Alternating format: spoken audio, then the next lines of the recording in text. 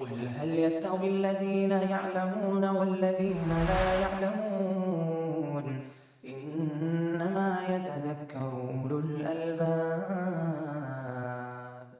أشهد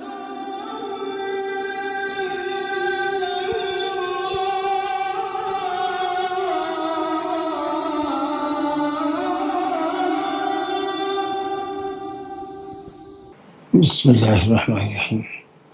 الحمد لله والصلاة والسلام على رسول الله وعلى آله وصحبه ومن اقتفى أثره واتبع هداه. أما بعد، فعن بريدة بن الحصيب الأسلمي رضي الله عنه قال قال رسول الله صلى الله عليه وسلم كنت نهيتكم عن زيارة القبور فزوروها رواه مسلم. زاد الترمذی فإنها تذکر الآخرہ. زاد ابن ماجہ من حدیث ابن مسعود وتزہد فی الدنیا. اس حدیث کا تعلق زیارت قبور سے. شروع میں قبر کی زیارت ممنوع قرار دی گئی تھی کیونکہ لوگ ابھی کفر اور شرک سے تائب ہو کر مسلمان ہوئے تھے. خطرہ تھا کہ قبر کی زیارت کے سبب کہیں ایسا نہ ہو کہ اصحاب قبور کے فتنے میں مبتلا ہو جائیں اور پھر سے قبر پرستی شروع ہو جائے جاہلیت کے طریقے کے مطابق. تو اس لیے نبی صلی اللہ علیہ وسلم نے زیارت قبور سے منع فرمایا تھا. اور اس کے بعد پھر جب عقیدہ توحید دلوں میں راسخ ہو گیا اور انہوں نے سمجھ لیا کہ زیارت شرعیہ اور بدعیہ و شرکیہ میں کیا فرق ہے، تو نبی صلی اللہ علیہ وسلم نے زیارت قبر کی اجازت مرحمت فرمائی. تو اس حدیث میں ناسخ اور منسوخ دونوں کا ہی ذکر ہے. یہ من جملہ ان حدیثوں کے ہے جن میں ناسخ اور منسوخ دونوں ہی موجود ہیں. بریدہ ابن الحصیب الاسلمی رضی اللہ عنہ سے روایت ہے، انہوں نے کہا کہ رسول اللہ صلی اللہ علیہ وسلم فرمایا میں نے تم لوگوں کو زیارت قبور سے منع کیا تھا. یا شروع میں زیارت قبر ممنوع تھا، اب اس حکم کو منسوخ کر رہے ہیں، ممانعت کو اٹھا رہے ہیں، ختم کر رہے ہیں، کہہ رہے ہیں فزوروہا، اب تم لوگ اس کی زیارت کر سکتے ہیں. تو زیارت قبور سے جو ممانعت تھی وہ منسوخ قرار دی گئی.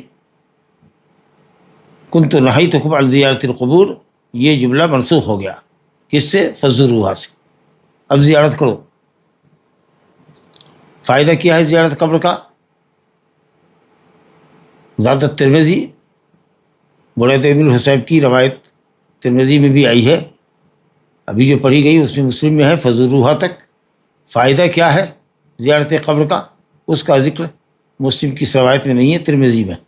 فإنها تذکر الآخرہ، کیونکہ زیارت قبر آخرت یاد دلاتی ہے.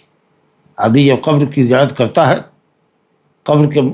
قبروں کو دیکھتا ہے، تو اسے اپنی موت یاد آتی ہے کہ اسے بھی عام لوگوں کے طریقہ سے ایک نہ ایک دن قبرستان میں آنا ہے اور دفن ہونا ہے. تو اس طریقے سے آخرت یاد آئے گی، موت یاد آئے گی اور انسان موت کی تیاری کرے گا. اور جب ظاہر ہے کہ آخرت یاد آئے گی، موت یاد آئے گی، تو دنیا سے بے رغبتی تو اس کی کم ہوگی ہی، دنیا کی آرزویں اس کی کم ہوں گی. اس فائدے کو ابن ماجہ میں ابن مسعود کی حدیث میں ذکر کیا گیا ہے. وَتُزَہِّدُ فِي الدُّنْيَا، آخرت، قبر کی زیارت آخرت کی یاد دلاتی ہے تو ٹھیک ہے. اور ایک فائدہ اور بھی ذکر کیا گیا کہ دنیا سے بے رغبتی پیدا کرتی ہے.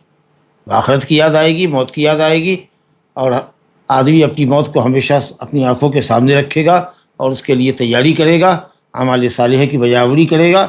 تو ظاہر ہے کہ دنیا سے اپنی رغبت، آرزوئے، خواہشات، طمع، حرص دنیا کی کم کرے گا. تو مسلم اور ترمذی سے جو حدیث ہے کہ زیارت قبر کرو، اور جو منع کیا تھا اس حکم کو منسوخ کیا جا رہا ہے، اب اجازت دی جا رہی ہے.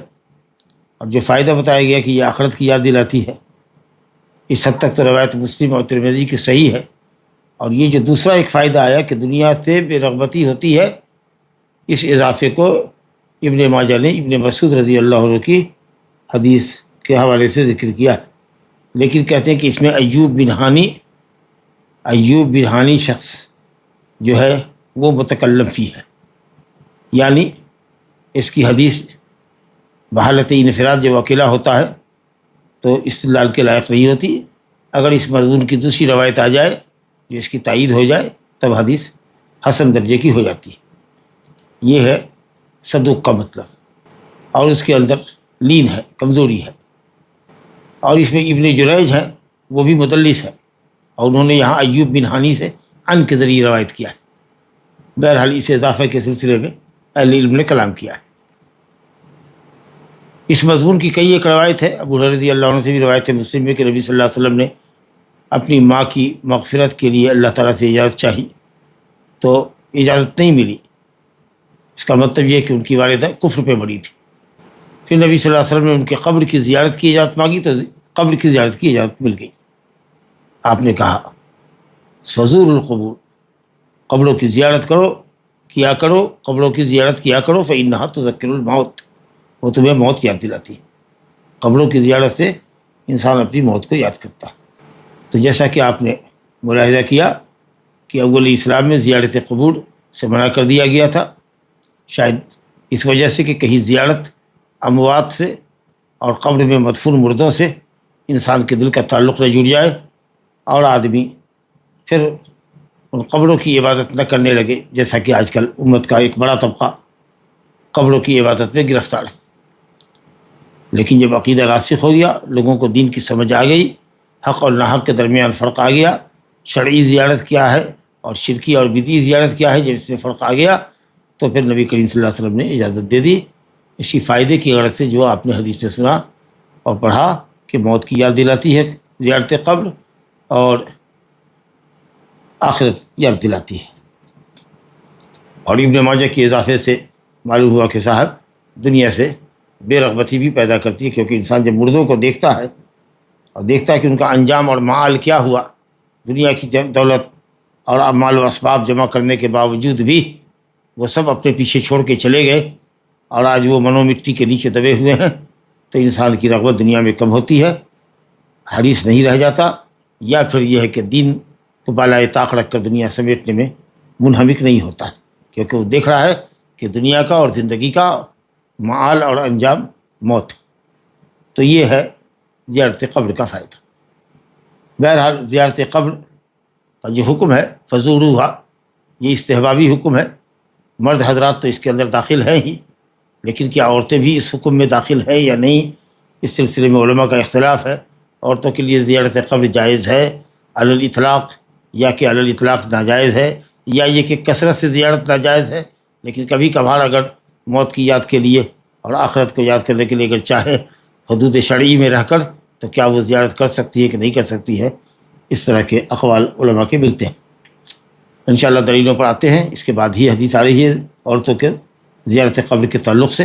بہرحال قبروں کی زیارت کا دو فائدہ، ایک فائدہ تو میت کو ملتا ہے اور دوسرا فائدہ خود زائر کو ملتا ہے۔ زائر کو جو فائدہ ملتا ہے وہ یہ کہ آخرت اور موت یاد کرتا ہے، وہ اپنی دنیا سے بے رغبتی حاصل ہوتی ہے، اور دوسرا فائدہ جو میت کو ملتا ہے وہ یہ ہے کہ اس کے اوپر وہ زائر سلامتی کی اس حق میں دعا کرتا ہے اور بخشش کی اور مغفرت کی دعا کرتا ہے۔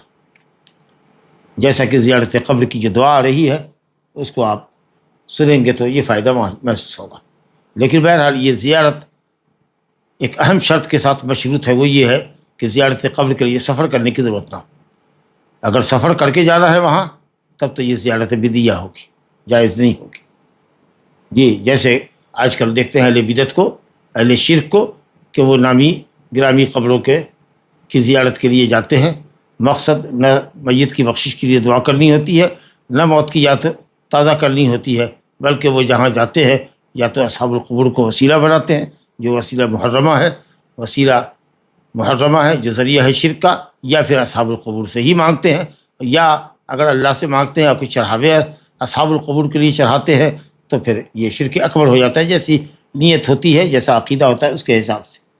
تو اس لیے حدیث میں ہے لا تشد الرحال الا الى ثلاثة مساجد، دور دراز کا سفر کرنا ثواب کے لیے صرف 3 مسجدوں کی زیارت کے لیے مسجد حرام، مسجد نبوی اور مسجد اقصیٰ۔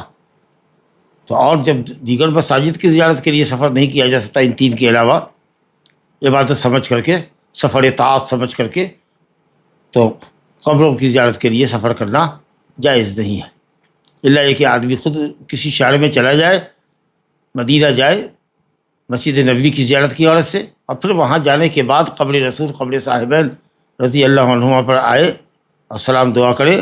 اسی طریقے سے بقیع غرقد میں جائے، شہداء احد میں جائے، قباء کی زیارت کرے، جائز ہے۔ لیکن یہاں سے اگر آدمی جاتا ہے روضہ رسول، قبر رسول کی زیارت کی نیت سے، یا کہیں اور جاتا ہے، اجمیر جاتا ہے یا مصر جاتا ہے یا بغداد جاتا ہے یا کہیں اور جاتا ہے، زیارت قبر کی نیت سے سفر کرتا ہے، تو یہ زیارت محرم ہے، بدعی ہے۔ اور اگر اصحاب القبر سے مانگتا ہے یا اصحاب القبر یا قبر والوں پر کچھ چڑھاوا چڑھاتا ہے، تو پھر وہ معاملہ شرک اکبر میں تبدیل ہو جاتا ہے، والعیاذ باللہ، لا الہ الا اللہ۔ اب یہ جو حکم ہے فزوروہا، کیا اس میں مرد عورت دونوں داخل ہے یا نہیں ہے، یہ جو مسئلہ تھا اس کی حدیث یہاں ملاحظہ کیجیے۔ عن ابی ہریرہ رضی اللہ عنہ ان رسول اللہ صلی اللہ علیہ وسلم لعن زائرات القبور اخرجہ الترمذی وصححہ ابن حبان۔ ابو ہریرہ رضی اللہ عنہ سے روایت ہے، بے شک رسول اللہ صلی اللہ علیہ وسلم نے قبروں کی زیارت کرنے والیوں پر لعنت فرمائی ہے۔ ترمذی نے اس حدیث کو ذکر کیا ہے اور ابن حبان نے صحیح کہا ہے۔ حدیث الحمدللہ حسن درجے کی ہے۔ عمر بن ابی سلمہ اس کے اندر مختلف فی ہے، تھوڑا اس میں اختلاف کیا ہے لوگوں نے، لیکن بہرحال حدیث اگر درجہ صحت تک نہیں پہنچتی تو من قبیل الحسن ہے، خاص کر کے اس کے کئی شواہد آئے ہیں۔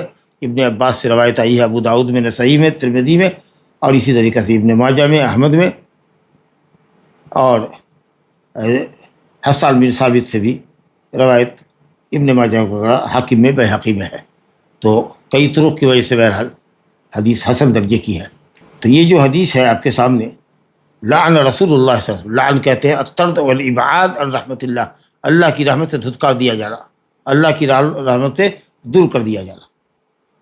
گویا رسول اللہ صلی اللہ علیہ وسلم نے لعنت فرمائی کہ لعنت ہو اس شخص پر، یا لعنت ہو قبر کی زیارت کرنے والیوں پر، اور جس عمل کے اوپر لعنت کی جائے وہ عمل گناہ کبیرہ ہوتا ہے۔ کبیرہ کی پہچان میں ایک پہچان یہ بھی ہے کہ اس عمل کے اوپر لعنت کیا جائے، جیسے دوسری پہچان ہے کہ جہنم کی وعید سنائی جائے، یا اس کے اوپر اسلامی شرعی سزا مقرر ہو، جی، یا کہا جائے کہ وہ میرا امتی نہیں ہے۔ تو اس طرح کی جو کلمات آتے ہیں وہ اس بات کو واضح کرتے ہیں کہ یہ گناہ کبیرہ ہے اور عمل حرام ہے۔ قبروں کی زیارت کرنے والیاں زائرات، جیسا کہ آپ جان رہے ہیں زائرہ کی جمع ہے، اور زیارت کا مطلب کیا ہے؟ قبرستان نکلنا۔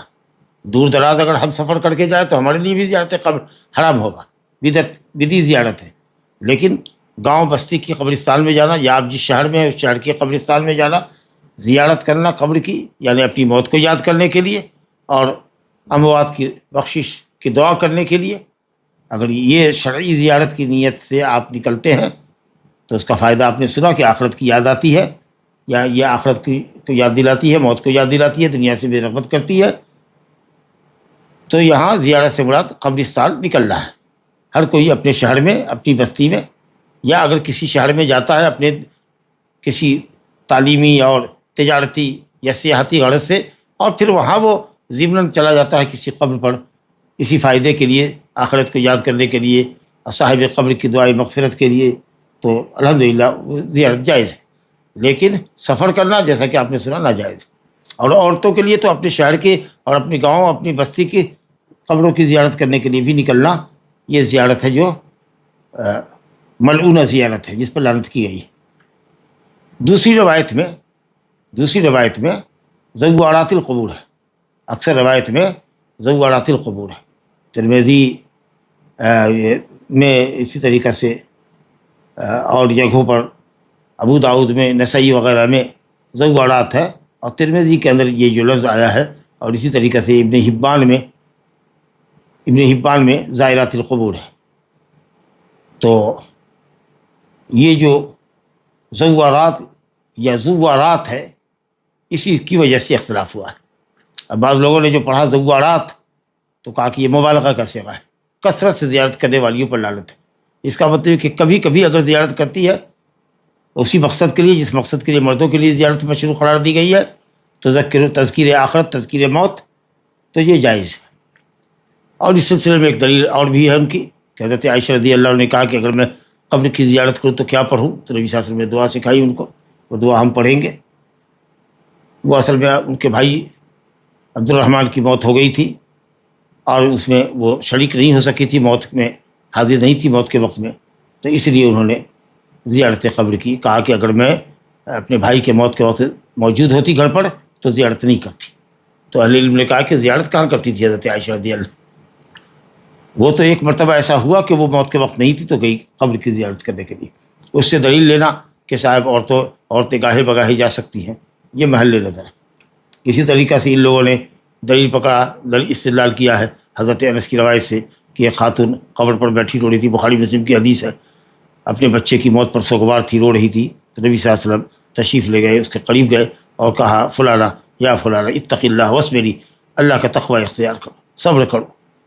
اس نے کہا کہ آپ کو کیا معلوم کہ بیٹے کا غم کیا ہوتا ہے، بیٹے کی مصیبت کا غم کیا ہوتا ہے، الیک عنی، آپ جائیں، مجھ سے دور رہیں، نہیں پہچانا اس نے۔ بعد میں جب کہا گیا کہ جانتی ہو کون تھے جس کو تم نے اس طریقے سے جواب دیا، کہا نہیں، کہا رسول اللہ صلی اللہ علیہ وسلم۔ وہ بھاگتی بھاگتی آپ صلی اللہ علیہ وسلم کے گھر آئی، یہ سوچ رہی تھی کہ دربان ہوں گے وہاں جو مجھے روکیں گے، لیکن وہاں کوئی بواب تو تھا نہیں، کوئی دربان تھا نہیں۔ نبی کریم صلی اللہ علیہ وسلم نکلے، اس نے کہا معاف کیجیے گا میں نے پہچانا نہیں۔ آپ نے کہا کوئی بات نہیں، انما الصبر عند الصدمۃ الاولیٰ، جب مصیبت کی پہلی چوٹ لگے کلیجے پر زوردار، اس وقت صبر کرنا اصل میں صبر کرنا ہے۔ رو کر کے اور گا کر کے واہ ویلا کر کے تو سب کوئی صبر کر لیتا ہے، لیکن صبر یہ ہے، اصل صبر یہ ہے کہ مصیبت کی پہلی چوٹ لگے تو زبان سے حرف شکایت نہ نکلے، آنکھ سے آنسو بہنے پر اور دل کے غمزدہ ہونے پر کوئی عذاب نہیں ہے، لیکن اشارہ کیا آپ نے زبان کی طرف کہ اس زبان سے اگر نوحہ خالی کرتی ہو، چیختی ہو، چلاتی ہو، محاسن کو بیان کرتی ہو، واہ ویلا کرتی ہو تو عذاب ہوگا۔ بہرحال وہ مسئلہ بھی اپنی جگہ پر آئے گا۔ تو یہ دو حدیثیں یہ حضرات پیش کرتے ہیں جو کہتے ہیں کہ زیارت قبر جائز ہے، اور زوارات کے لفظ سے استدلال کرتے ہیں کہ کثرت سے زیارت نہیں کرنی چاہیے۔ سوال یہ ہے کہ اگر زوارات ہی ہے تو زائرات کا معنی تو ختم ہو جائے گا۔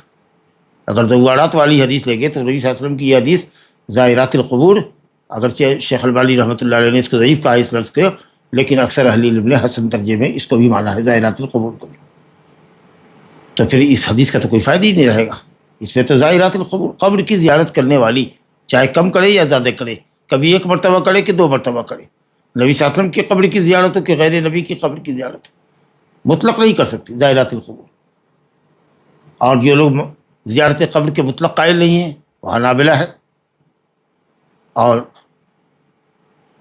شیخ الاسلام ابن تیمیہ ہے، اسی طریقے سے امام ابن القیم رحمۃ اللہ علیہ ہے، اور امام محمد بن عبد الوہاب التمیمی النجدی رحمۃ اللہ علیہ، ائمہ دعویٰ سلفیہ ہے، پوری سیریز جو شیخ الاسلام محمد بن وہاب کے ابناء اور احفاد کی ہے، اور اسی طریقے سے مفتی عصر امام المسلمین شیخ عبدالعزیز بن باز رحمۃ اللہ علیہ، ابن عثیمین وغیرہ سب کی یہی رائے ہے کہ زیارت قبر مطلق منع ہے، زائرات القبور۔ یہ حضرات کہتے ہیں کہ یہ جو زوارات پڑھتے ہیں کثرت سے، یا زوارات،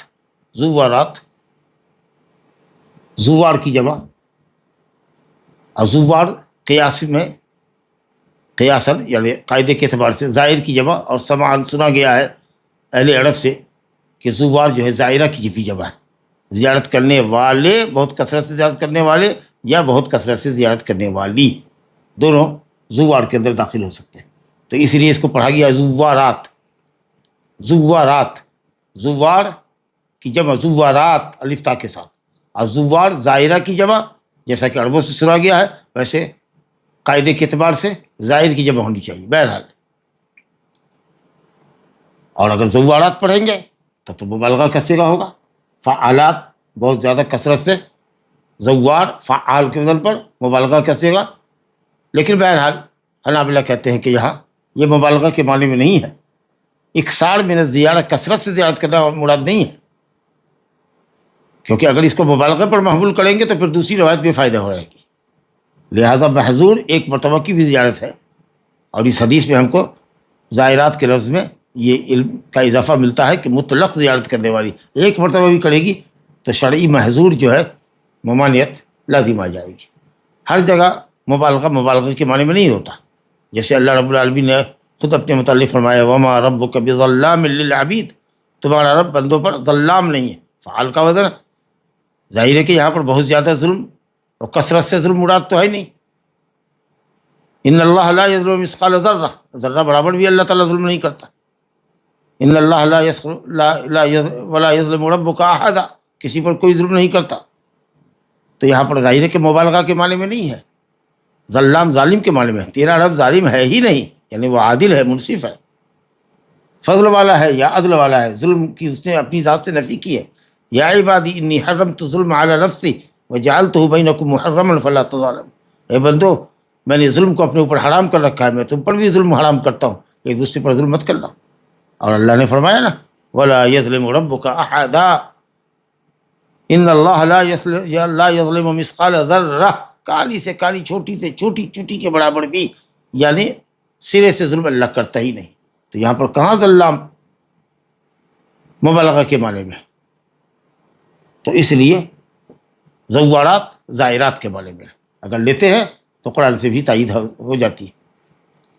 یا پھر یہ کہیے کہ مبالغہ نسبت کے لیے ہے، یعنی وہ عورت جس کی طرف قبر کی نسبت کی جائے، جیسے ظلام اللہ کی طرف ظلم کی نسبت کی نفی ہے، تو یہاں پر مبالغہ کا معنی نہیں ہے، نسبت کا معنی ہے کہ وہ عورتیں جو قبر کی زیارت کرتی ہیں۔ بہرحال تو زائرات القبور کے معنی میں اس حدیث کو لیں گے، اور اس طریقے سے جو راجح قول نکلتا ہے وہ یہی کہ زیارت قبر عورتوں کے لیے علی الاطلاق ممنوع ہے۔ یہی قول امام احمد کا ہے، جیسا کہ میں نے عرض کیا، بعض مالکیہ، بعض شافعیہ، بعض حنفیہ کا بھی ہے، اور موجودہ دور کے جو محققین بڑے علماء ہیں ان کا ہے، لیکن اکثر حنفیہ، مالکیہ اور اسی طریقے سے بعض شوافع بھی گئے ہیں کہ صاحب عورتوں کے لیے زیارت قبر بلا کراہت مباح ہے، جائز۔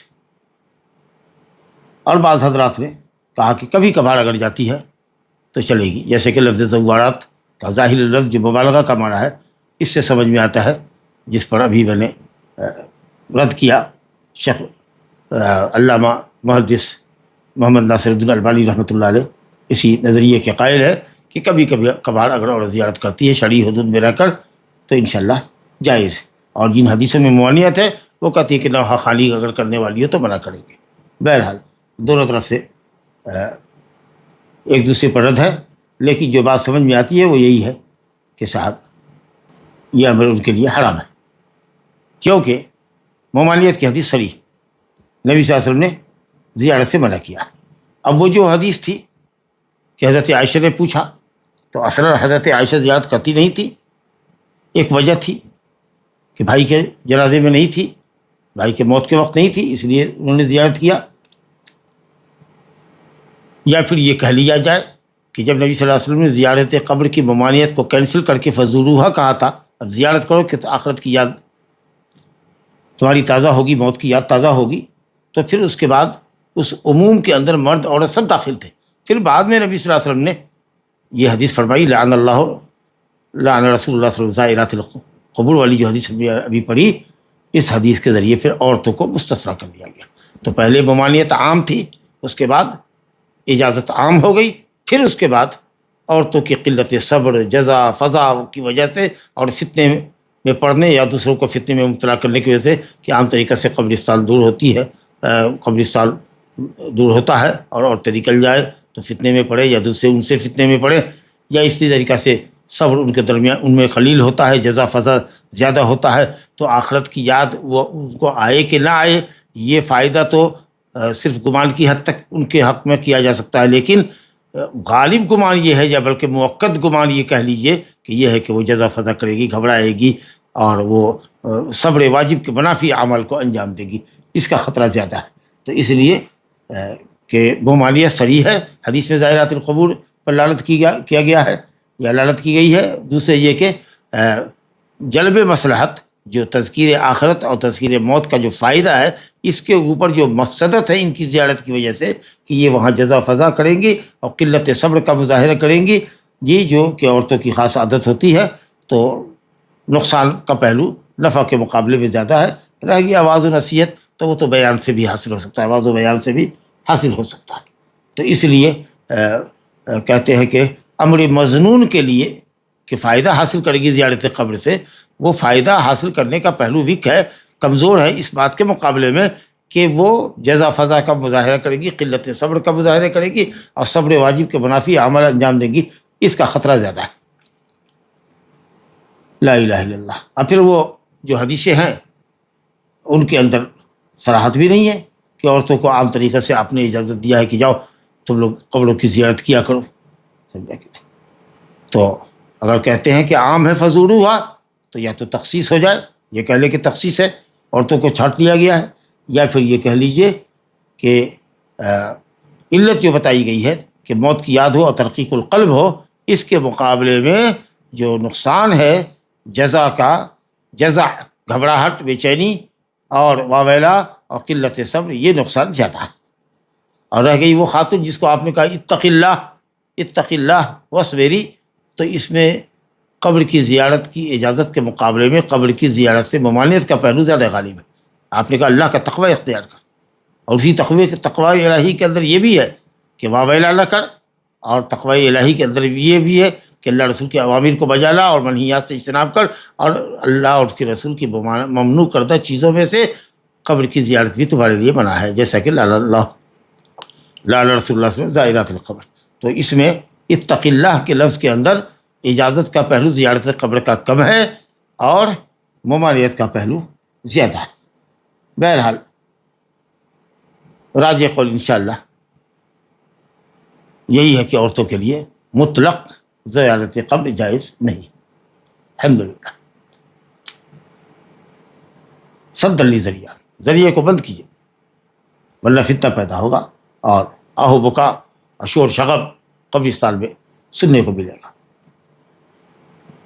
آئیے صاحب، میت کی موت کے اوپر نوحہ کرنا، میت کے محاسن کو بیان کر کے بلند آواز سے بیان کرنا، راگ کے ساتھ گا گا کر کے بیان کرنا، یہ حزنیہ لہجے کے اندر، غم انگیز لہجے کے اندر، جس سے غم ابھرے اور آدمی رونے پر مجبور ہو، جیسے بعض کبوتری ہوتی ہے یا کبوتر ہوتے ہیں جو اس طریقے کی آواز نکالتے ہیں، لگتا ہے کہ صاحب جیسے بہت درد کے ساتھ اور بہت کڑاہ کے ساتھ وہ آواز نکلتی ہے۔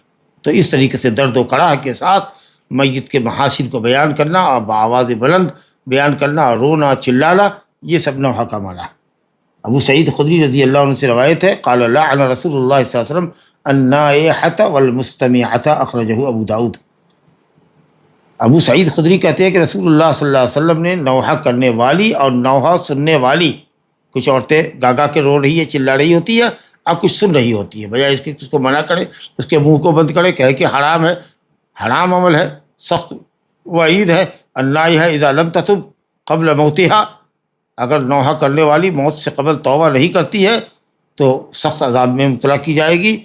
اللہ تعالیٰ اس کے اوپر اس کو جو درع پہنائے گا وہ کھجلی پیدا کر دے گا، اس کو پہنتے ہی پورے جسم کے اندر کھجلی پیدا ہو جائے گی، اور علیہ سربال من قطران ودرع من جرب، اور تارکول القطرہ میں ڈبایا ہوا کپڑا پہنایا جائے گا۔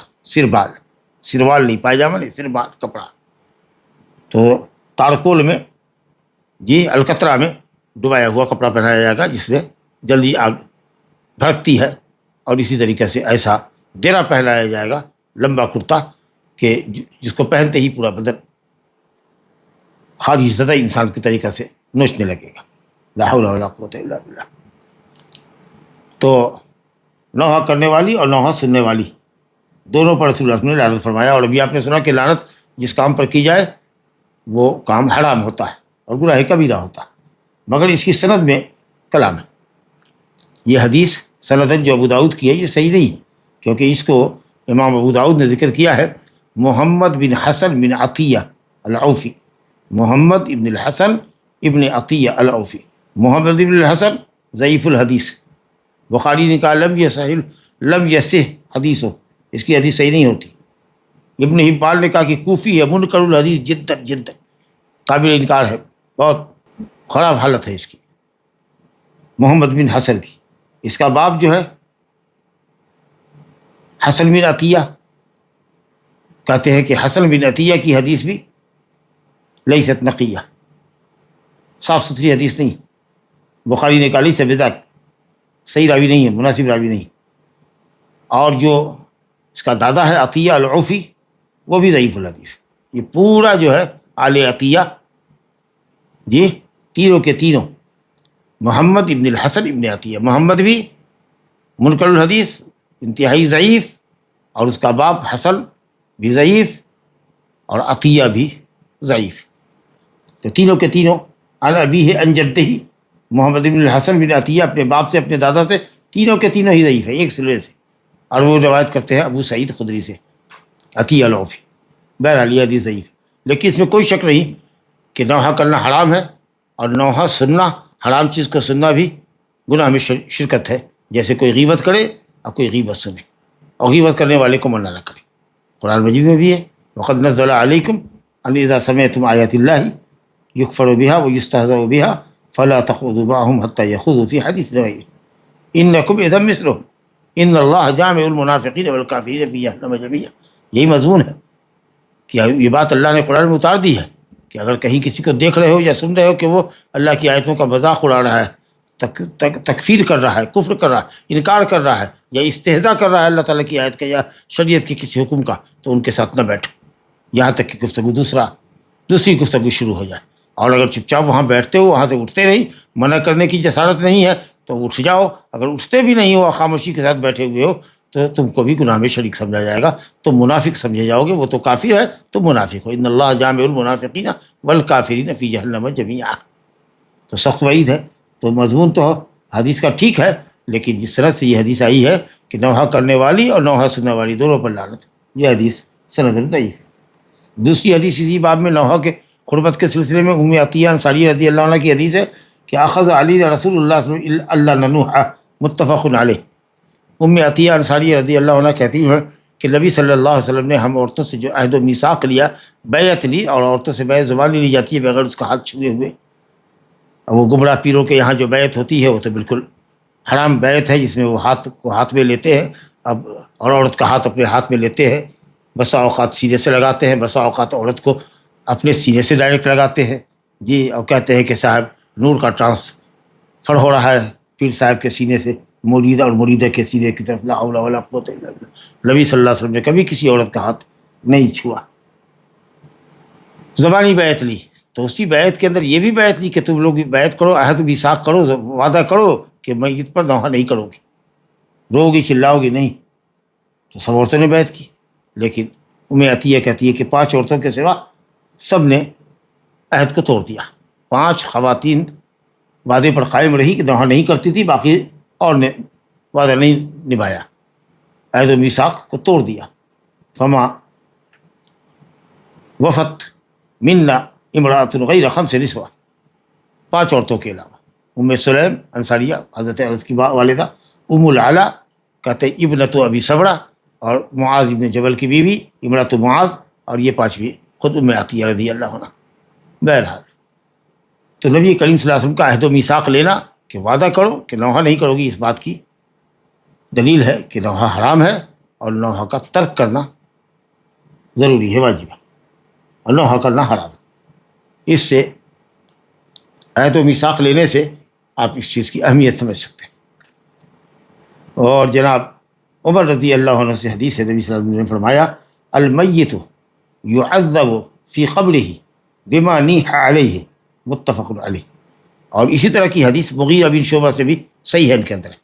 عمر بن خطاب رضی اللہ عنہ سے روایت ہے، وہ نبی صلی اللہ علیہ وسلم سے روایت کرتے ہیں کہ میت کو عذاب دیا جاتا ہے اس کی قبر میں، اس پر نوحہ خوانی کی وجہ سے، اس سبب سے کہ نوحہ خالی کی گئی ہے، اس کی وجہ سے عذاب دیا جاتا ہے، یا اگر پہلے سے اپنے گناہوں کے سبب عذاب دیا جا رہا ہے تو عذاب میں اضافہ کر دیا جاتا ہے۔ گویا کہ میت کی موت کے اوپر رونا، چلانا، چیخنا چلانا، نوحہ کرنا، گریبان چاک کرنا، گال پر تماچے لگانا، بال نوچنا وغیرہ جو جاہلیت کی حرکتیں ہیں، یہ میت کے عذاب قبر میں اضافے کا ذریعہ ہے۔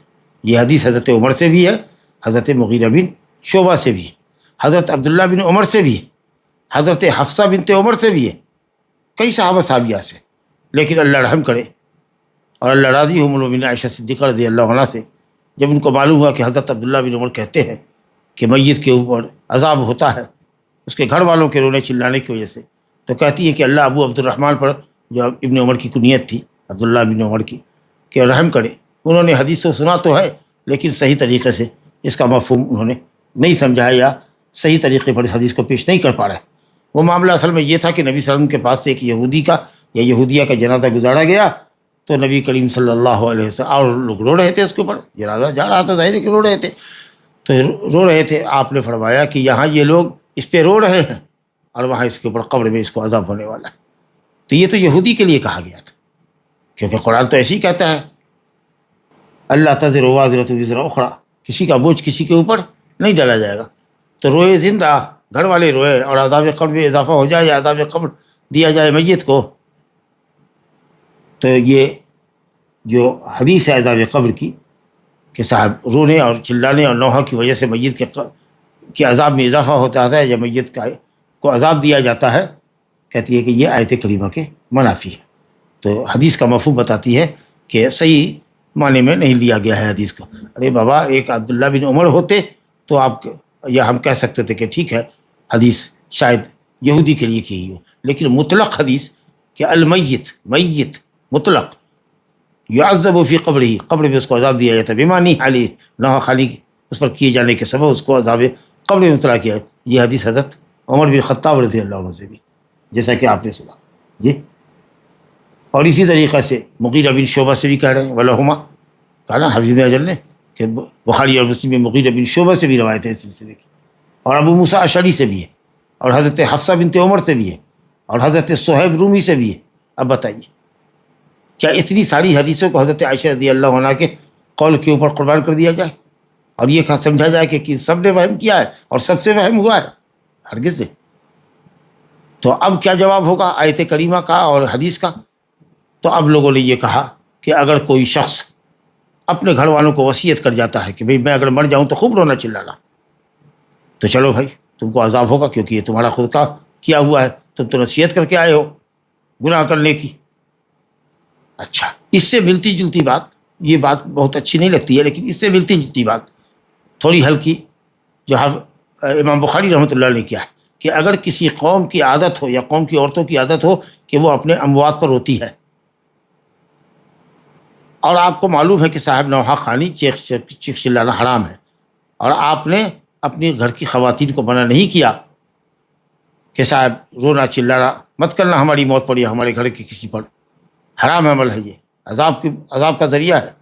تو اگر آپ نے یہ نہیں کہا ہے، وصیت نہیں کیا کہ نوحہ کرنا،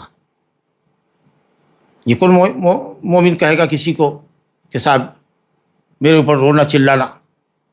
تو یہ بات ذرا سا دور کی ہے، بعید ذقل ہے. لیکن ہاں یہ بات ہے کہ ماحول میں، معاشرے میں ہم دیکھ رہے تھے کہ رونا چلانا ہوتا ہے، لیکن ہم نے اپنی گھر کی خاتون کو منع نہیں کیا. آپ دیکھ رہے ہیں کہ ایسا ہوتا ہے لیکن آپ نے بھی اپنے گھر کی عورتوں کو ڈرایا نہیں، دھمکایا نہیں، منع نہیں کیا. تو گویا کہ انکار منکر نہ کرنے کی وجہ سے اور فریضہ امر بالمعروف نہ ادا کرنے کی وجہ سے جو تقصیر اور کوتاہی آپ سے ہوئی، اس کے سبب آپ کو عذاب دیا جائے گا. تو اب کوئی نہیں ہے، تعارض نہیں رہا، یہ دوسرے کے عمل کا بوجھ آپ پر نہیں ڈالا جا رہا، خود آپ کے عمل کا بوجھ ہے کہ آپ نے انکار منکر نہیں کیا تھا. چلیے آپ نے ٹھیک ہے وصیت نہیں کی تھی نوحہ کرنے کی، چلانے کی، لیکن آپ نے روکا بھی نہیں تھا. اور دوسرا جواب جو شیخ الاسلام ابن تیمیہ نے دیا ہے وہ یہ ہے کہ یہ اگر آدمی نے منع کر دیا تو اس کا مطلب یہ ہے کہ اس کو عذاب جو دیا جائے گا کا مطلب یہ ہے کہ نوحہ کرنے والی کے وجہ سے عذاب دیا جائے گا. تو وہ یہ کہتے ہیں کہ ضروری نہیں ہے کہ عذاب کا مطلب عقاب ہو، سزا ہو، بلکہ روتے ہیں یہ لوگ تو میت کو کیا جاتا ہے، میت کو بتایا جاتا ہے کہ تمہارے گھر والے روتے ہیں تو اس کو تکلیف ہوتی ہے، اذیت ہوتی ہے. جیسے کہ حدیث میں آیا کہ السفر قطعۃ من العذاب، سفر کرنا یہ عذاب کا ایک ٹکڑا ہے. ظاہر ہے کہ سفر میں پریشانی تو ہوتی ہے آدمی کو، لیکن عذاب ہو، تکلیف ہو جسم پر، مار لگے تو مار لگنا وہ وہاں مطلب نہیں ہے. یعذب فی قبرہ کا مطلب یہ ہے کہ اس کو الم اور تکلیف ہوتی ہے، اذیت ہوتی ہے سن کر کے. جیسے اگر آپ کو اپنے بیٹے ہی کے متعلق معلوم ہو کہ آپ کا بیٹا بد کردار ہے، بد اخلاق ہے، تو آپ کو سن کر کے جو اذیت ہوتی ہے، جو تکلیف پہنچتی ہے، اسی تکلیف کا نام ہے عذاب یہاں پر. اور ایک عذاب کا وہ معنی ہوتا ہے کہ سزا ہو، تو یہ ضروری نہیں ہے کہ سزا ملے اس کو، لیکن میت کو تکلیف ہوتی ہے. تو یہ بھی ایک توجیہ لوگوں نے کیا ہے، امام ابن تیمیہ نے، کہ عذاب کا مطلب یہ ہے کہ صاحب اس کو تکلیف ہوتی ہے، نہ کہ عقاب کے معنی میں. لیکن امام بخاری رحمۃ اللہ علیہ جو بات کہی وہ زیادہ اچھی لگتی ہے کہ اگر جس معاشرے میں ہم لوگ رہتے ہیں، اگر وہاں کی عادات میں سے یہ ہے کہ صاحب عورتیں روتی ہیں اپنے اپنے اموات کے اوپر، تو ہر گھر کے فرد کی ذمہ داری ہے، مرد کی، کہ وہ اپنی عورتوں کو نصیحت کرے. اور کسی کو بھی ہو سکتا ہے بیٹا ہی چلائے ہو، گھر والوں کو بیٹھا کر کے منع کرنا چاہیے اور حدیث سنانی چاہیے اس کو. تو اس طریقے سے انشاءاللہ اگر آپ توجیہ کریں گے تو آیت کریمہ میں اور حدیثوں میں تعارض نہیں رہ جائے گا، اور سمجھ میں آئے گا کہ یہ رونے کی وجہ سے عذاب قبر کی حدیثوں کو حضرت عائشہ رضی اللہ عنہ کا وہم کہنا یہ صحیح نہیں ہے کہ اتنے جلیل القدر صحابہ سے حدیث سمجھنے میں وہم ہوئی ہو صرف اس آیت کی روشنی میں، اللہ تزر وازرۃ وزر اخری، یہ بات صحیح نہیں ہے. اس لیے آیت کریمہ اور حدیث میں توجیہ اور تطبیق دی جاتی ہے، اور وہ آپ نے سنا دو تطبیق کی. ایک تو یہ ہے کہ صاحب اس نے انکار منکر نہیں کیا تھا، یا پھر عذاب کا مطلب یہ ہے کہ اس کو تکلیف ہوتی ہے، نہ کہ سزا ملتی. اچھا، بغیر چیخے چلائے ہوئے اگر آنکھیں اشکبار ہے، دل غمزدہ ہے، یا اگر آدمی کبھی جذبات سے مغلوب ہو جائے اور رو رہا ہو، اور کسی وقت رونے کی آواز اونچی ہو جائے، جیسے کہتے ہیں نا پھٹ پھٹ کے رو رہا ہے آدمی، سسکیاں لے رہا ہے، تو اگر اس طرح کی بھی کیفیت ہو تو دلاسا دینا چاہیے. لیکن اس پر بھی عذاب نہیں ہے جب تک کہ منہ سے کوئی ایسا کلمہ نہ بولے جو اللہ تعالیٰ کی قضاء و قدر پر رضا کے خلاف ہو. حضرت انس رضی اللہ عنہ سے روایت ہے، عن انس قال شهدت بنتا للنبي صلی اللہ علیہ وسلم تدفن ورسول اللہ صلی اللہ علیہ وسلم جالس عند القبر فرأيت عینیہ تدمعان، رواہ البخاری. حضرت انس کہتے ہیں کہ میں نبی کریم صلی اللہ علیہ وسلم کی ایک بیٹی کے جنازے میں شریک ہوا، دفن میں شریک تھا. رسول اللہ صلی اللہ علیہ وسلم قبر پر یا قبر کے پاس بیٹھے ہوئے تھے، تدفین کا عمل ہو رہا تھا. تو انس رضی اللہ عنہ کہتے ہیں میں نے دیکھا آپ کی دونوں آنکھیں آنسو بہا رہی، اشک بہا رہے. اسی حدیث پر امام بخاری نے یہ باب باندھا ہے، یعذب المیت ببعض بکاء اہلہ علیہ اذا کان النوح من سنتہ. یہ میت کو اس کے گھر والوں کے ایک خاص قسم کے رونے پر عذاب ہوتا ہے. وہی خاص قسم کا رونا، چیخ کر کے، چلا کر کے، زبان سے محاسن کو بیان کرنا، شکایت کرنا، جوان بیٹا سا چلا گیا، نعوذ باللہ ثم نعوذ باللہ، ہر سے شکایت لاری اللہ تعالیٰ کی طرف کہ اس نے اس پر گویا کہ ڈاکہ ڈالا ہے، اس کے جوان بیٹے کو، کماؤ بیٹے کو، کمانے والے بھی بیٹے کو چھین لیا. نہ جانے غم و علم میں آدمی کیا کیا بک جاتا ہے، لا حول ولا قوت الا باللہ. تو اگر اس طریقہ کا رونا ہے، ببعض بکاء اہلہ علیہ، ببعض بکا، بعض رونا، وہ رونا جس میں آواز شامل ہو، اس کے سبب عذاب ہوتا ہے. کہتے ہیں کیوں عذاب دیا جاتا ہے میت کو؟ رو تو رہا ہے یہ. امام بخاری نے جواب دے دیا آیت کریمہ کا، اللہ تزر وازرۃ وزر اخری اذا کان النوح من سنتہ، جبکہ نوحہ خوانی اس قوم کی عادات میں ہو، طریقے میں ہو. اور تم جانتے ہو کہ تمہاری رونے مرنے پر بھی گاؤں کی عورتوں کی عادات کے مطابق تمہاری عورتیں بھی روئیں گی، یا گاؤں میں کچھ عورتیں ہوتی ہیں اسی طرح کا موقع تلاش کر کے رونے والی، نوحہ کرنے والی، جی بین کر کے رونے والی. تو تم نے منع نہیں کیا، تو اس وجہ سے کہ تم نے انکار منکر نہیں کیا، یہ تقصیر اور کوتاہی جو تم سے ہوئی اس کے سبب عذاب ہوگا، نہ کہ رونے کے سبب. لا الہ الا اللہ. بہرحال تو یہ حدیث ہے جناب. اچھا، اسی حدیث کے اندر ہے ایک اور مزے کی بات، اس حدیث میں دیکھ لیجئے کہ جب قبر میں اتارا جانا تھا تو نبی کریم صلی اللہ علیہ وسلم نے یہ فرمایا کہ قبر میں وہ اترے جس نے رات اپنی بیوی سے ہم بستری نہیں کی.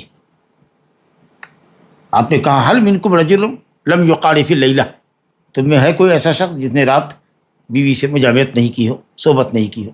حالانکہ جو حدیث کے راوی ہیں فلح بن سلیمان، ان سے امام بخاری نقل کیا ہے کہ وہ کہتے ہیں اوڑا ہو یعنی الذنب، جس نے رات گناہ نہ کیا. تو ابو طلحہ نے کہا کہ میں. تو کیسے کوئی آدمی اپنے آپ کو ایکسپوز کرے گا کہ میں نے نہیں کیا ہے گناہ؟ تو اسی لیے صحیح معنی یہ ہے کہ رات بیوی سے نہیں ملا ہے. کہتے ہیں مستدرک حاکم میں حافظ بن حجر نے بتایا کہ مستدرک حاکم میں ہے کہ صاحب لا يدخل القبر احد قارف اہلہ البارحہ، وہ شخص قبر میں داخل نہ ہو جس نے رات اپنی بیوی سے قربت کی. تو بات صاف ہو گیا. چنانچہ حضرت عثمان ہٹ گئے اور ابو طلحہ انصاری نے کہا کہ میں نے بیوی سے مقاربت نہیں کی ہے. کہا تو ٹھیک ہے تم اترو. حالانکہ وہ محرم نہیں تھے، شوہر کو رک گئے. وہ حضرت عثمان رک گئے.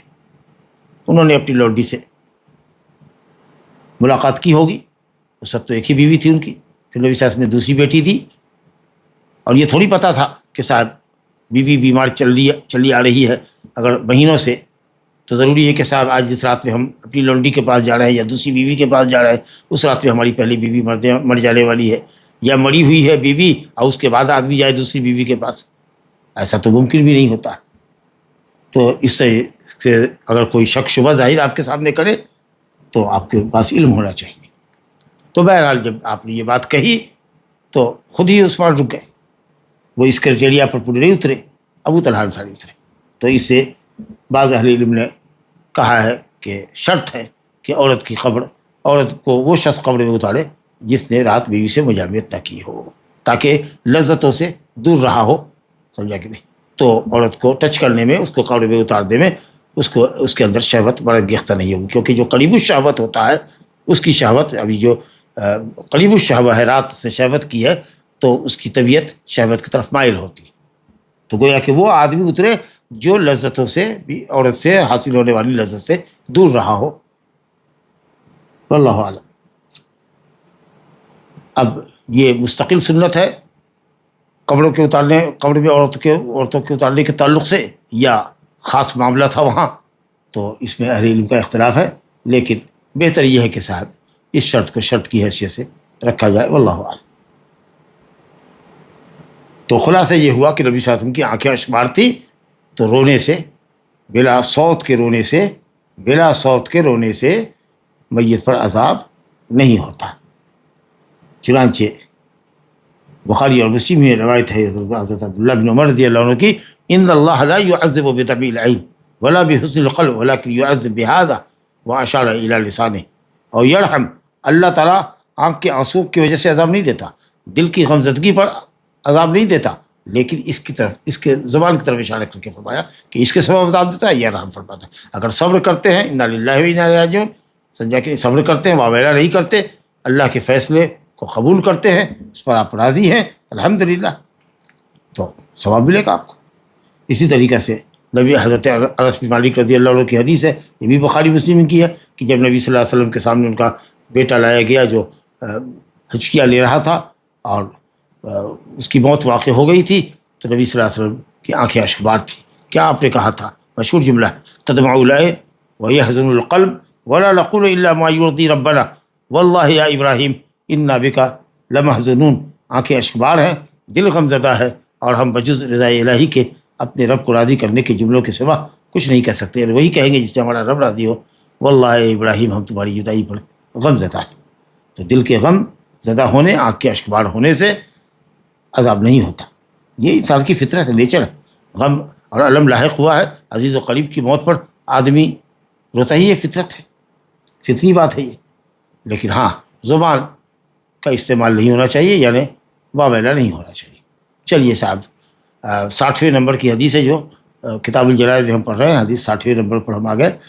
حضرت جابر رضی اللہ عنہ کہتے ہیں کہ نبی صلی اللہ علیہ وسلم نے فرمایا، لا تدفنوا موتاکم باللیل الا ان تضطروا. کہتے ہیں رات میں اپنے مردوں کو دفن مت کرو مگر یہ کہ تم مجبور کر دیے جاؤ. ابن ماجہ میں یہ حدیث ہے، اور اصل اس کی مسلم کے اندر ہے. اصلاً یہ حدیث مسلم میں ہے، لیکن قال، آپ نے کہا کہ ڈانٹا اس شخص کو کہ کوئی کسی کو رات میں دفن کر دے بلا جنازہ کے، حتیٰ یصلی علیہ، جب تک کہ اس پر جنازہ نہ پڑھا جائے یا کثیر تعداد میں لوگ شریک نہ ہوں. کیونکہ رات میں ویسے ہی قبرستان میں جنازہ اگر ہو رہا ہو، مسلل جنازہ پر جانے والے اور دفن میں شریک ہونے والے لوگ کم ہو جاتے ہیں، خاص کہ جب گرمی کی رات ہو یا جاڑے کی رات ہو یا تاریک رات ہو. خیر شہروں میں تاریکی اور اجالے کا کیا مسئلہ ہے، لیکن بہرحال دیہاتوں میں فرق پڑتا ہے اس سے. تو یہ وجہ ہو سکتی ہے، یا یہ ہے کہ کفن جو ہے غیر طائل، لمبا نہیں دیا، گھٹیا دے دیا جی، اور اس طریقے سے لپیٹ کر کے ڈال دیا.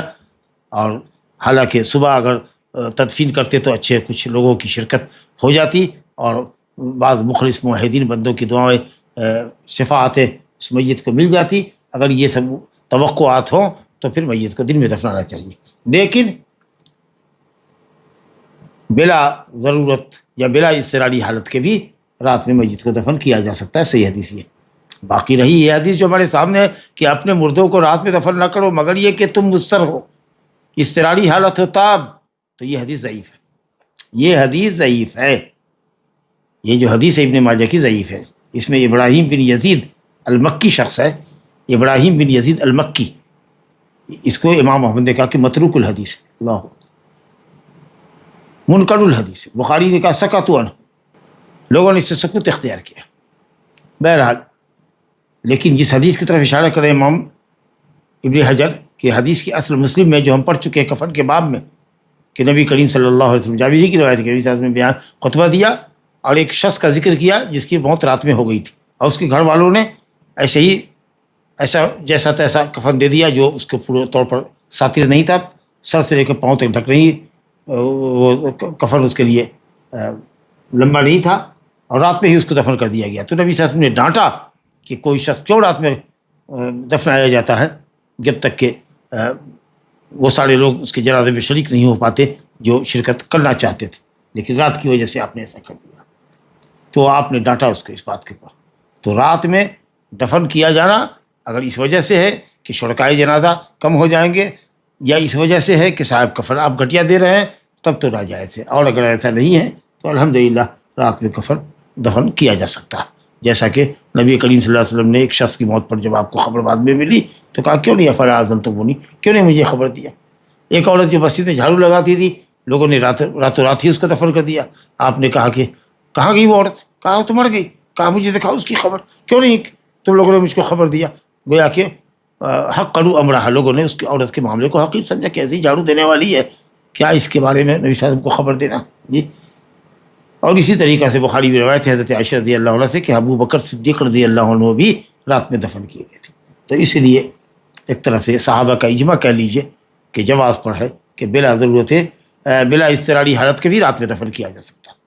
تو حدیث باب کی حدیث ایک تو ضعیف ہے، دوسرے یہ ہے کہ صاحب اگر کسی درجے میں اس کو مانا جائے تو پھر وہی ہے کہ دفن رات میں اسی وقت ہوگا، جبکہ دفن ممنوع اسی وقت ہوگا جبکہ میت کے حق کی ادائیگی صحیح طریقے سے نہیں ہو رہی ہو، جنازے میں لوگوں کی شرکت نہیں ہو پا رہی ہو، یا پھر جو میت کا حق ہے اس کے گھر والوں پر کہ کفن مناسب دیں، نہ بہت اعلیٰ قسم کا نہ گھٹیا، درمیانی، تو اس کا لحاظ کریں. اب اور ایک دو حدیث ہے، عبداللہ بن جعفر سے روایت ہے. عبداللہ بن جعفر اللہ اکبر حبشہ میں پیدا ہوئے تھے، حبشہ میں پیدا ہوئے تھے عبداللہ، اور ان کے والد جعفر بن ابی طالب جس کو جعفر طیار کہتے ہیں، سن 8 ہجری میں غزوہ موتا میں ان کا دونوں ہاتھ کاٹ دیا گیا. تو اللہ نبی نے فرمایا کہ اللہ نے ان کے 2 بازوؤں کے بدلے میں 2 بازو آخرت میں دے دیے جی، جناحین 2 پر دے دیے جس سے وہ جنت میں اڑ رہے پھر رہے، اسی لیے جعفر طیار کہا جاتا. تو عبداللہ چھوٹے صحابی ہیں یہ، نبی کریم صلی اللہ علیہ وسلم نے ان کی کفالت کی. بڑے نیک آدمی اور بہت سخی آدمی تھے. سن 80 میں انتقال ہوا یا اس کے بعد انتقال ہوا ماشاء اللہ. نبی کریم صلی اللہ علیہ وسلم کی کفالت میں پھر والد کے انتقال کے بعد نبی صلی اللہ علیہ وسلم نے ان کی کفالت لے لی، اور رہے ان کے والد جعفر بن ابی طالب الحاشمی القرشی، حضرت علی کے بھائی، تو کیا کہہ رہا، قدیم الاسلام تھے، ہجرت حبشہ بھی کیا، ہجرت مدینہ بھی کیا، اور ماشاء اللہ صورت میں اور سیرت میں نبی کریم صلی اللہ علیہ وسلم سے سب سے زیادہ مشابہ تھے. کہتے ہیں عبداللہ بن جعفر کہ جب جعفر ابن ابی طالب کی وفات کی خبر، نہیں کہتے مسجد کے موت کی خبر آئی، جب وہ قتل کر دیے گئے غزوہ موتا میں، تو نبی کریم صلی اللہ علیہ وسلم نے اپنے گھر والوں سے کہا اصنعوا لآل جعفر طعاما، اصنعوا لآل جعفر طعاما، آل جعفر کے لیے اور اس کے بیوی بچوں کے لیے کھانا تیار کر دو. فقد اتاہم ما یشغلہم، کیونکہ ان کے پاس مصیبت کی وہ خبر آئی ہے جو ان کو کھانا پکانے سے، کھانا تیار کرنے سے روک رہی ہے۔ ظاہر ہے کہ کسی کے یہاں موت کی خبر آئے اور وہ کھانا تو نہیں بنائے گا ایسی غمناک خبر سن کر کے، تو اسی لیے ایک وقت، دو وقت، دن اور رات کافی ہے۔ بعض اہل علم نے مدت عزا، جو تعزیت کی مدت 3 دن کہی ہے، یا اس کی سوگ کی، احداد کی، کہ 3 دن سے زیادہ کوئی عورت کسی میت پر سوگ نہیں منا سکتی، سوائے اس کے کہ بیوی اپنے شوہر پر 4 مہینہ 10 دن منائے گی اگر وہ حاملہ نہیں ہے تو، اور اگر حاملہ ہے تو وضع حمل تک سوگ میں رہے گی، ترک زینت کیے رہے گی۔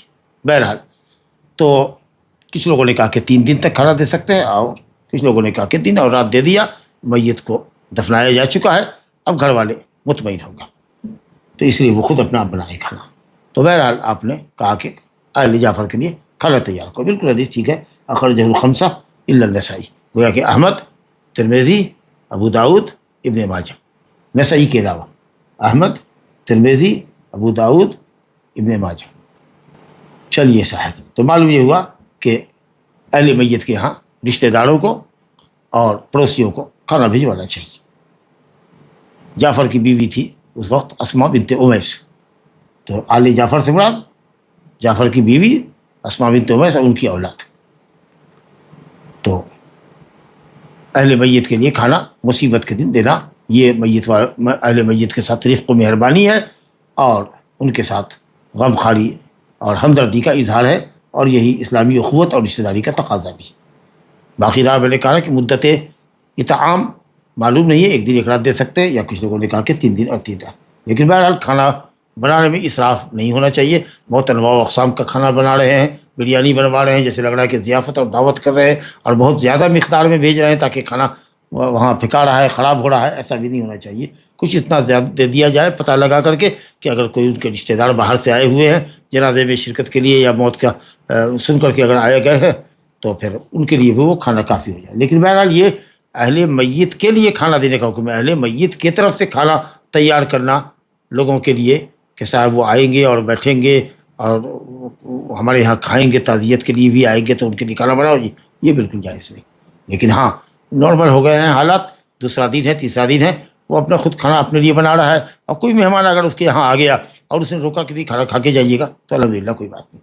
لیکن باقاعدہ میت کے لیے اور ایصال ثواب کے لیے کھانا تیار کرنا، یہ حضرت جریر بن عبداللہ البجلی کہتے تھے کہ اہل میت کے یہاں اکٹھا ہونا ماتم کے لیے، یہ تعزیت کے لیے، اور پھر وہاں پر اہل میت کی جانب سے کھانا بنا کر معزین، تعزیت کرنے والوں کے سامنے کھانا پیش کرنا، ہم لوگ اس کو نوحہ شمار کیا کرتے تھے۔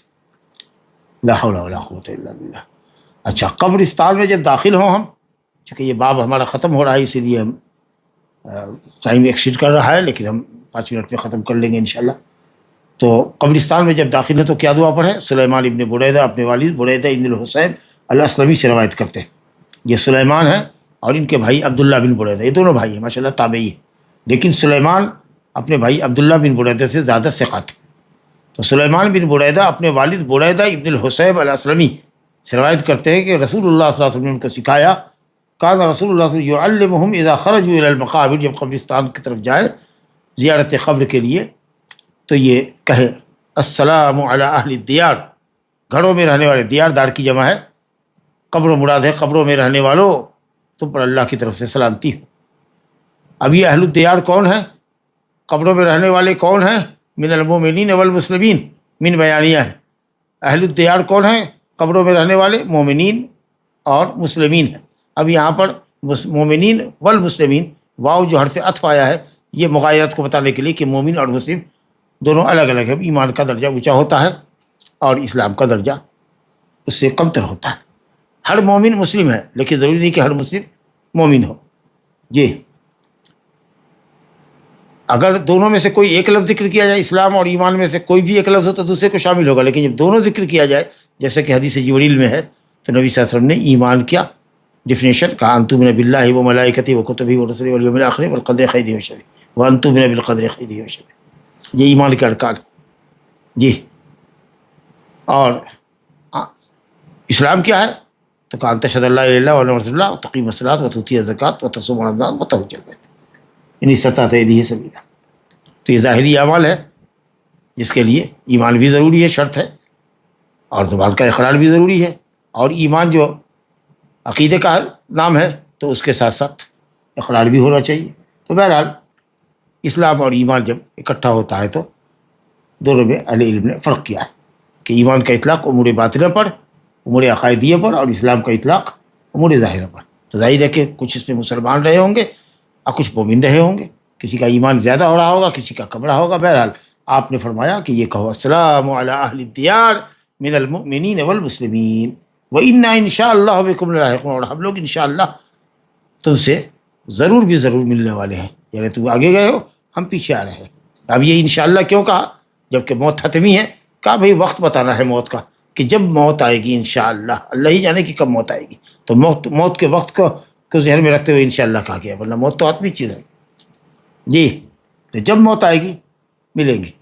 یا پھر یہ کہ ایمان اور اسلام پر مرنے کے لیے ہم کیسے کہہ سکتے ہیں کہ ہم لازماً ایمان اور اسلام پر ہی مریں گے؟ تو اس لیے ظاہر ہے کہ انشاءاللہ کہیں. یا پھر اللہ رب العالمین کے حکم پر عمل کرتے ہوئے جو اس نے اپنے نبی سے فرمایا وَلَا تَقُولَنَّ لِشَيْءٍ إِنِّي فَاعِلٌ ذَلِكَ غَدًا إِلَّا أَن يَشَاءَ اللَّهُ. ہرگز کسی ایسی چیز کے لیے جس کو آپ کل کرنے والے ہیں یہ مت کہیے کہ میں کل کروں گا مگر انشاءاللہ کہہ کر. چلیے صاحب، کہا اسأل اللہ لنا ولکم العافیہ، میں اللہ سے ہم سب کے لیے اور تم سب کے لیے عافیت چاہتے ہیں. زندوں کے لیے عافیت، جسم میں عافیت ہو، دل میں عافیت ہو، جی مرض سے پاک ہو جائے اور شبہات اور شہوات کا مرض دل سے نکل جائے. اور اموات کے لیے عافیت کیا کہ عذاب قبر سے، عذاب جہنم سے بچایا جائے. اب بعض روایت میں ہے کہ انتم سلفنا ونحن بالاثر، یہ الفاظ آئے ہیں. یا پھر یہ ہے مسلم میں ہے حضرت عائشہ کی روایت میں کہ وَيَرْحَمُ اللَّهُ الْمُسْتَقْدِمِينَ مِنَّا وَالْمُسْتَأْخِرِينَ، اللہ ہمارے اگلوں پر، ہمارے پچھلوں پر، جو پہلے گئے جو بعد میں آنے والے ان پر رحم فرمائے. تو یہ حدیث مسلم کی ہے. دوسری حدیث ابن عباس کی ہے، کہتے ہیں کہ مر رسول اللہ بقبور المدینہ، کے قبروں سے جب آپ کا گزر ہوا فاقبل علیہم بوجہہ، باقاعدہ آپ اپنے چہرے سے وہاں رکے، ان کی طرف متوجہ ہوئے اور کہا السلام علیکم یا اہل القبور. یہاں پر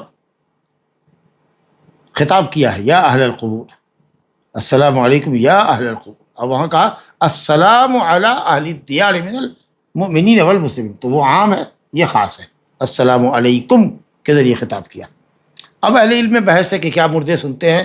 تو بعض لوگوں نے کہا جس وقت آپ سلام کرتے اس وقت روح ان کے جسم میں پلٹائی جاتی ہے اور وہ سنتے ہیں. اور بعض اہل علم نے کہا کہ یار سننے ونے کا کوئی مسئلہ نہیں ہے، یہ دعا یا یہ سلام جو ہے یہ سلام دعا کے معنی میں، یہ وہ سلام نہیں. بہرحال کہا یغفر اللہ لکم لنا ولکم، اللہ تمہارے ہمارے گناہوں کو بخشے. انتم سلفنا ونحن بالاثر، تم ہمارے آگے گئے. سلف کہتے ہیں وہ جو آگے گئے، ہمارے باپ دادا جو مر گئے، اسی لیے سلف صالحین کہتے ہیں صحابہ کرام رضوان اللہ علیہم اجمعین کو. یا پھر ہم سے پہلے جو لوگ گئے صحابہ اور تابعین لہم باحسان کے طریقے پر عمل کرتے ہوئے جو گئے وہ سب ہمارے سلف صالحین ہیں. ونحن بالاثر، اور ہم آپ کے بعد آنے والے ہیں. اثر کہتے ہیں پیچھے آنے والے کو. رواہ الترمذی وقال حدیث حسن. انشاءاللہ حدیث حسن، حدیث حسن، کیونکہ اس میں ایک راوی ہے قابوس بن ابی زبیان، اس کے سلسلے میں اہل علم میں اختلاف، تھوڑی سی کمزوری ہے اس کے اندر. بہرحال تو فرق دونوں حدیث میں یہ ہے کہ ایک حدیث میں عموم ہے، ایک حدیث میں خطاب. لا الہ الا اللہ. زیارت کا کوئی وقت متعین نہیں ہے، رات دن کے جس حصے میں جب جو چاہے زیارت کرے، لیکن خاص دن کوئی متعین کر لینا کہ جمعہ کے دن جائیں گے، جمعہ کی نماز کے بعد اہل بدعت قبروں پہ دوڑتے ہیں، اسی طریقے سے عیدین کے موقع پر جاتے ہیں، یا خاص کر کے 15ویں شعبان کی شب میں جاتے ہیں لیلۃ الخامس عشر میں، تو یہ بدعت ہے. باقی کبھی بھی آدمی جا سکتا ہے. اور معلوم ہوا کہ مردوں کی زندوں کی دعاؤں سے اللہ تعالیٰ مردوں کو فائدہ پہنچاتا ہے، یہ بات پہلے بھی آ چکی. اور آخری حدیث انشاءاللہ آج کے درس کی عائشہ رضی اللہ عنہ سے روایت ہے، کہتی ہے کہ قال رسول اللہ صلی اللہ علیہ وسلم تسب الابوات فإنهم قد افضوا الى ما قدموا، رواہ البخاری. وروى الترمذی عن المغیرة نحوه لیکن قال فتؤذوا الاحیاء. عائشہ رضی اللہ عنہ سے روایت ہے، کہتی ہے کہ رسول اللہ صلی اللہ علیہ وسلم نے فرمایا اموات کو گالی نہ دو، کیونکہ وہ اپنے کیے کرائے کے پاس پہنچ چکے ہیں، اپنے اعمال کے نتائج بھگتنے کے لیے وہ جا چکے. افضوا تقدموا، وہ آگے جا چکے. وہ جا چکے، جسم بھی قبر میں ہے، روح بھی علین یا سجین میں اپنے ان کے عملوں کے حساب سے پہنچ چکی ہے، اب تم کیوں برا بھلا کہہ رہے ہو؟ ترمذی میں بھی یہی روایت ہے جو بخاری میں آئی ہے عائشہ کی، مغیرہ سے، الفاظ یہی ہے جو اوپر گزرے، لیکن اس کے اندر یہ بھی ہے کہ ایک طرف تو یہ ہے کہ صاحب تم وہ اپنے عمل کو پہنچ چکے ہیں، اپنے نتیجے کو پہنچ چکے ہیں، اپنے انجام کو پہنچ چکے ہیں، اچھا یا برا، اور یہ ہے کہ صاحب برا بھلا کہہ کر کے، گالی گلوچ کر کر کے تم اس کے رشتہ دار زندوں کو تکلیف پہنچا رہے ہیں، تو یہ بھی نقصان ہے۔ مگر ہاں، اگر وہ مشہور فاسق اور فاجر شخص تھا تو اس کے فسق و فجر کو بیان کرنے میں کوئی حرج نہیں ہے، خاص کہ جب دیکھیں کہ آدمی لوگ اس کو بڑا پیشوا سمجھ رہے ہیں اور وہ تھا آدمی بدعقیدہ یا اس کے معاملات اندر سے اچھی نہیں تھی، تو لوگوں کو آگاہ کرنے کے لیے آپ کہہ سکتے ہیں، اس کی شکایت آپ بیان کر سکتے ہیں تاکہ لوگ اس کے فتنے میں نہ پڑیں۔ لا الہ، اسی طریقہ سے جو روات ضعفاء ہے، متروکین ہے، مجروحین جو روات ہیں جن پر اہل علم نے کلام کیا کہ یہ قابل استدلال نہیں ہے، تو دین اور امت کی خیر خواہی کے لیے ضروری ہے کہ صاحب ایسے روات کی کمزوریوں کو بیان کیا جائے تاکہ ان کی مرویات میں کیا صحیح ہے کیا ضعیف ہے، کون حدیث قابل حجت ہے کون نہیں ہے، اس کو واضح کیا جائے۔ باقی بلا ضرورت گالی گلوچ کرنے سے، چاہے وہ مسلم ہو کہ غیر مسلم ہو، کیا فائدہ ہے؟ لا الہ الا اللہ۔ تو ایک طرف تو حکمت یہ ہے کہ صاحب وہ اپنے عملوں کو، خیر یا شر جیسا بھی عمل تھا وہ پہنچ گئے، تو اب گالی دینے سے کیا فائدہ ہوگا؟ کسی کو اگر آپ برا بھلا کہتے ہیں، اگر زندہ ہے اس کے کسی عمل پر آپ نکیر کر رہے ہیں تو اس کو تو فائدہ ہوگا کہ وہ نصیحت حاصل کرے، لیکن جو مر چکا ہے، جا چکا ہے، اپنے انجام تک پہنچ چکا ہے، تو اس کو گالی دینے سے کیا فائدہ ہے؟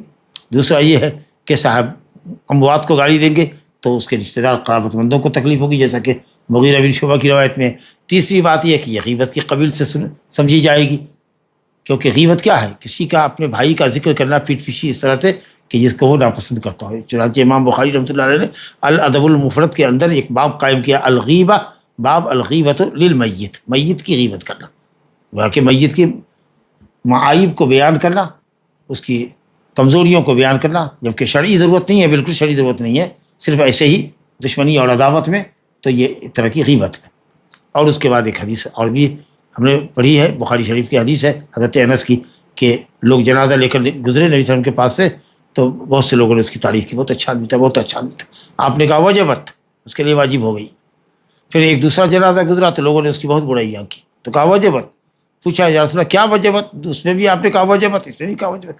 کہا انتم شہداء اللہ فی الارض، تم لوگ اللہ کی گواہ ہو زمین میں، تم نے اس کی تعریف کی جس اچھے آدمی کی، تو اس کے لیے اچھائی ثابت ہو گئی، جنت واجب ہو گئی، اور جس کے تم نے شر کے ذریعے ثنا کی تعریف کی، اس کا مطلب ہوا کہ برائی کا ذکر کے ساتھ ہی لفظ ثنا آتا ہے، تو ثناء خیر بھی ہوتا ہے، ثناء شر بھی ہوتا ہے۔ جی کہا ھذا اثنیتم علیہ شرا، تم لوگوں نے اس کی ثنا کی شر کے ساتھ، تو وجبت لہ النار۔ تو آپ اگر ایسا کہہ رہے ہیں تو بھی گویا کہ یہ بات اچھی نہیں ہو رہی ہے۔ لا الہ الا اللہ۔ تو گویا کہ جب آپ اس کی شر کے ذریعے تعریف کر رہے ہیں تو اس کے گویا شر کا آپ اعلان کر رہے ہیں، شر کا اعلان کر رہے ہیں۔ لا الہ الا اللہ۔ ھذا وباللہ التوفیق، وصلی اللہ وسلم وبارک علی نبینا محمد وعلی آلہ وصحبہ اجمعین۔